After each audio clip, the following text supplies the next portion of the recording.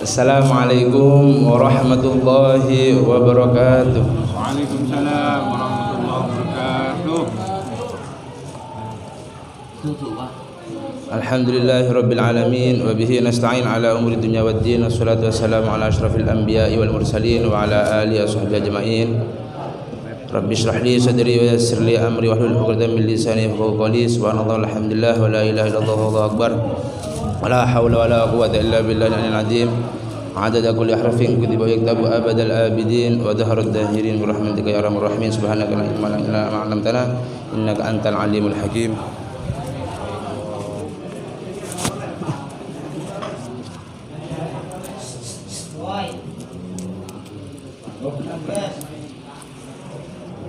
Gemoy.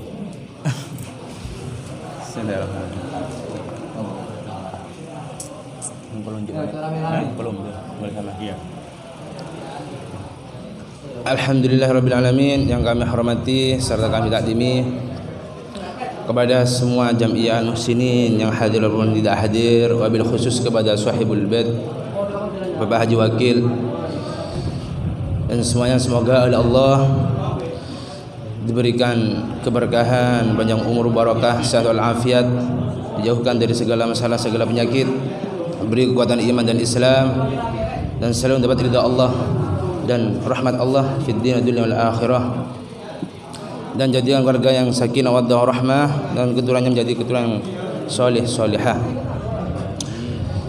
Kiranya sebelum kita mulai kami mohon barakah Fatihah yang kita khususkan kepada baginda Nabi Muhammad sallallahu alaihi wasallam, semua guru-guru kita semuanya, yang kepada Syekh Hadil wilayah. Sambung bunyi. Al-Fatihah. A'udzu billahi minasyaitonir rajim. Bismillahirrahmanirrahim. Alhamdulillahirabbil alamin, arrahmanir rahim, maliki yaumiddin. Iyyaka na'budu wa iyyaka nasta'in. Ihdinas siratal mustaqim, siratal ladzina an'amta 'alaihim ghairil maghdubi 'alaihim waladdallin. Amin. Bismillahirrahmanirrahim. Alhamdulillah, saat ini kita sudah berada di tahun baru Masehi, yang mana di momen ini Orang mat menarik atau mengajak kita untuk selalu bermuhasabah.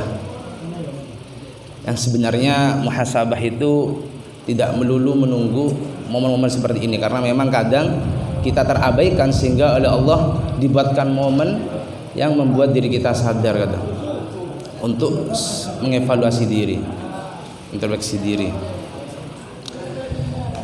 Karena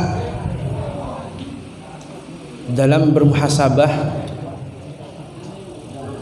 itu sejatinya meningkatkan daripada mutu kehidupan kita, seperti mana yang telah diasumsikan oleh Imam Al-Ghazali, wa'lam anna man hasaba nafsah rabiha. Ketahuilah bahwasanya orang yang bermuhasabah atas dirinya atau mengoreksi dirinya daripada amal-amal sebelumnya, selalu berintrospeksi diri, maka ia akan mendapatkan keuntungan.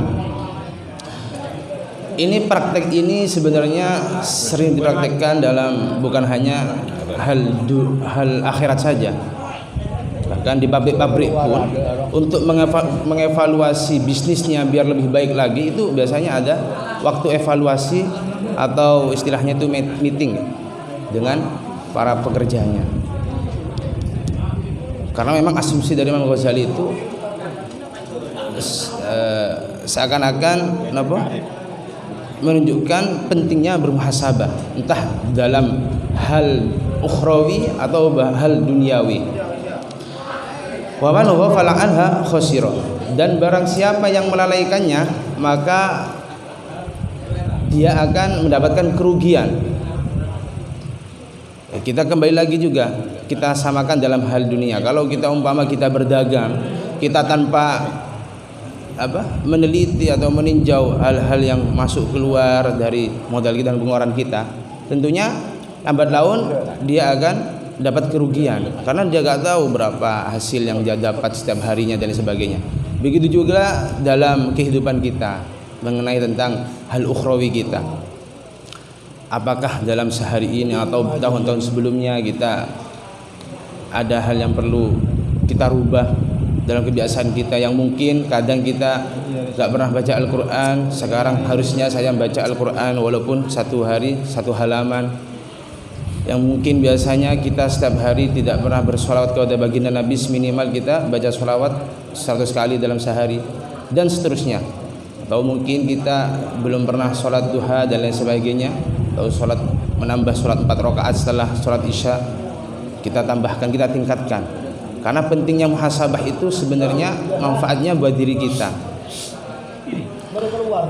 Kemudian waman nadhara fil awaqib najah. Dan barang siapa orang yang selalu memikirkan atau melihat akibat dari apa yang dia lakukan, pasti dia akan selamat. Nah, ini tentunya sebenarnya itu tanpa kita sadari, kita itu kadang melakukan hal yang demikian. Memikirkan sesuatu sebelum kita lakukan, itu memang untuk menarik bahwasanya biar kita itu ada dalam hal keselamatan. Dan ini masih dalam lingkup bermuhasabah. Kemudian waman ata'a hawahu dhalla. Dan yang terakhir ini, apabila seseorang itu selalu mengikuti hawa nafsunya, maka dia akan tersesat. Nah, yang dalam hal ini kita itu butuh untuk arahan, siapakah yang pantas untuk membuat diri kita berintrospeksi diri. Mungkin kita tidak bisa disadarkan dengan waktu atau dengan keadaan. Mungkin ada sesuatu yang mengingatkan kita. Entah siapapun itu atau pakai media apapun, kita bisa menggunakan itu untuk kebaikan diri kita. Kenapa? Karena la yazalul abdi bi khairin ma kana lahu wa'idun min nafsi. Seseorang masih dalam keadaan baik, masih dikatakan dia itu masih baik, masih kualitasnya masih baik lagi, selama dia itu masih memiliki seseorang yang mengingatkan akan pribadinya. Kalau umpama kita sebagai murid, ya berarti guru-guru kita. Sebagaimana kalau kita di rumah, ya berarti sesepuh-sesepuh kita. Dan siapapun itu sebenarnya untuk aktornya ini siapa saja bisa. Entah itu bisa jadi lewat dari teman kita atau lingkungan kita, tetangga kita. Dan siapapun itu bisa menjadi pengingat kita, yang mana pengingat itu membuat diri kita itu baik selagi kita mau menerimanya. Dan wakanat al-muhasabatu min himmati. Dan orang itu masih dikatakan baik apabila cita-citanya itu yakni selalu berintrospeksi diri, selalu mengoreksi dirinya. Artinya orang baik itu yang sibuk atas dirinya, bukan sibuk atas hal apa yang dimiliki oleh orang lain. Dan itu salah satu tandanya orang baik. Dia selalu mengoreksi dirinya, apakah diri ini sudah pantas, apakah diri ini sudah baik, dan seterusnya. Maka dikatakan pula oleh baginda Nabi Muhammad SAW ketika ada seorang laki-laki bertanya, "Ya Rasulullah, ayun nasi khairun?" Ketika ditanya oleh laki-laki tersebut kepada beliau, laki-laki itu bertanya kepada Rasulullah, "Wahai Rasulullah, siapakah gerangan manusia yang dikatakan baik?" Kemudian orang Rasulullah dijawab, "Qala man tala umruhu wa hasuna amalu." Orang yang bertambah umurnya dan baik pula perilakunya. Ini juga mengingatkan kita untuk daripada bagaimana diri kita ini selalu berupaya melakukan kebaikan. Kemudian waqala ayyun nasi syarrun, dan di mana Rasulullah, seperti apa orang yang jelek niku? Kemudian jawab oleh Rasulullah, "Maka man tala umruhu wa sa'amalu." Orang yang bertambah umurnya, panjang umurnya, akan tapi amalnya tetap jelek. Na'udzubillahi min dzalik. Memang secara hal yang tersimpan dalam ungkapan tadi niku adalah membuat diri kita bagaimana untuk selalu menjadi orang yang baik dengan adanya umur kita bertambah. Ya. Tentunya hal-hal yang mendorong untuk kebaikan kita niku kita cari apakah apa yang membuat diri kita niku baik, ya, sehingga kita niku bisa dikatakan sesuai apa yang telah didahulukan oleh Rasulullah. Ini seperti yang halnya yang disampaikan dalam ayat Al-Quran yang dalam surat Al-Asr. Wal asri, demi waktu asar, innal insana lafi khusr. Sesungguhnya manusia itu pasti ada di dalam keadaan rugi. Al-insan di sana itu kalau bagi bahasa apa? Bahasanya santri niku al yang berfaedah istighraqil jinsi, yang mana di sana itu masuk semua jenis manusia. Entah yang kaya, yang miskin, yang tua, yang muda, itu masuk dalam ungkapan tersebut. Dan dalam kalimat tadi itu Rasulullah awalnya menggunakan qasam, yakni pengkuatan. Dan juga ada alat taukid berupa inna dan la, masuk dalam kalimat jar, la fil qasam. Artinya hal ini sangat penting sekali. Seperti halnya kita kalau berbicara, kalau memang hal itu penting, tentunya kita kadang menambahkan sumpah. Sumpah serius saya ini gak bohong, atau yang lain sebagainya. Sungguh saya ini tidak berbohong. Artinya untuk memberikan kode bahasanya ungkapan yang kita utarakan itu membuktikan atas kejadian yang penting. Apa isinya tadi? Sesungguhnya semua manusia itu pasti dalam keadaan rugi. Kemudian ada pengecualian. Siapakah itu? Illal ladzina amanu. Nah, ini yang pertama, pengecualian yang pertama. Illal ladzina amanu, dialah orang yang beriman. Wa amilus solihati, dan orang-orang beramal soleh.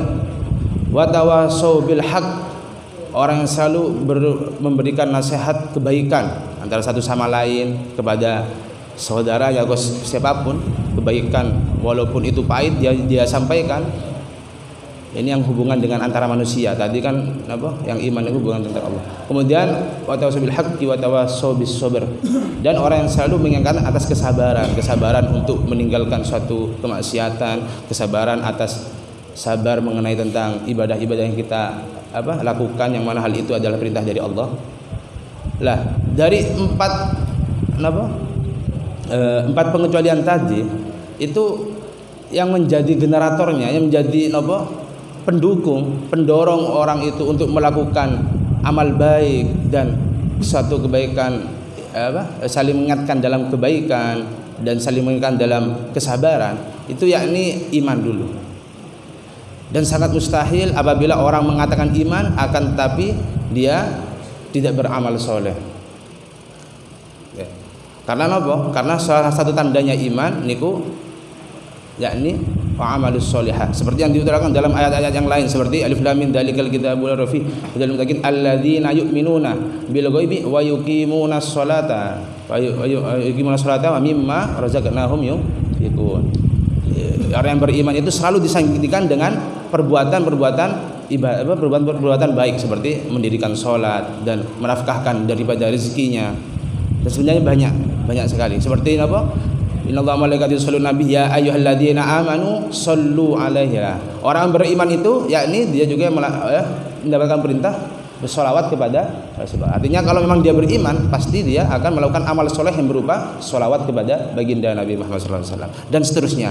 Artinya memang salah satu tanda atau bukti ya orang itu beriman adalah dia niku beramal soleh. Maka hal yang perlu diservis apabila seseorang itu mengatakan iman tapi dia tidak merubah amalnya yang asalnya buruk, dia lanjutkan keburukan itu, tidak dia rubah dalam kebaikan, berarti dia sedang dalam keadaan yang perlu untuk diservis. Setelah servis itu menggunakan media wa'id, yakni orang yang bisa menuturi dia. Kalau memang ada gurunya yang dia segani, silahkan datang ke gurunya. Kalau memang ada siapa yang dia bisa terima, siapapun itu. Sebenarnya hal-hal yang demikian itu tidak harus kita patok. Pokoknya hal yang diungkapkan adalah kebaikan, maka seharusnya kita ambil. Karena ada suatu ungkapan, undur maqalah wala tandur maqalah. Lihatlah apa yang diucapkan, jangan lihat apa yang diucapkan. Bahwa sekalipun itu dari iblis, yakni ayat kursi yang kita baca setiap hari itu, kalau dari asalnya niku ketika Abu Hurairah selalu digoda dengan iblis nama setan. Jin apa iblis? Jin. Yang mana jin itu menyerupai manusia. Kemudian oleh baginda Nabi disampaikan bahwasanya kamu kalau sebenarnya yang datang ke kamu itu bukanlah dari manusia, akan tapi jin. Kemudian keesokan harinya oleh Abu Hurairah niku ditanyakan, kamu benar bukan manusia, kamu ini bukan bangsa manusia, karena saya dapat pesan dari Rasulullah. Dia ngakui, kalau memang kamu gak ingin saya goda, kamu baca ayat kursi. Lah dari sini itu ada hikmah yang sangat penting, bahwasanya sekalipun yang memberikan arahan dari kita itu jin, kalau itu hal yang baik ya kita ambil. Seperti yang kita amalkan ayat kursi itu sebenarnya ijazah dari jin itu. Biar kita terhindar dari gangguan jin dan lain sebagainya. Maka dari itu kita jangan menganggap diri kita niku sepantasnya yang mengingatkan kita bukan orang-orang seperti kamu itu tahu apa lah. Ini hal-hal yang tidak baik, tidak benar. Bahkan dikatakan orang yang ketika diberi peringatan kemudian dia mengatakan jangan ikut-ikut urusan saya, kamu urus sendiri urusanmu, itu saat itu yang ditakutkan dia berada dalam laknatullah, naudzubillahi min dzalik. Karena karena memang manusia ini dalam keadaan rugi, maka sudah sepantasnya kita menerima peringatan-peringatan itu. Mungkin itu saja yang bisa kami sampaikan. Semoga kita semua oleh Allah selalu dijadikan dalam kebaikan, diberi keberkahan, istiqomah dalam melakukan hal-hal yang baik, dan diberikan keberkahan juga kepada keluarga kita semua, sanak famili kita, dan semoga oleh Allah diberikan husnul khotimah kelak ketika di akhir hayat kita. Akhirul qouli, wassalamualaikum warahmatullahi wabarakatuh.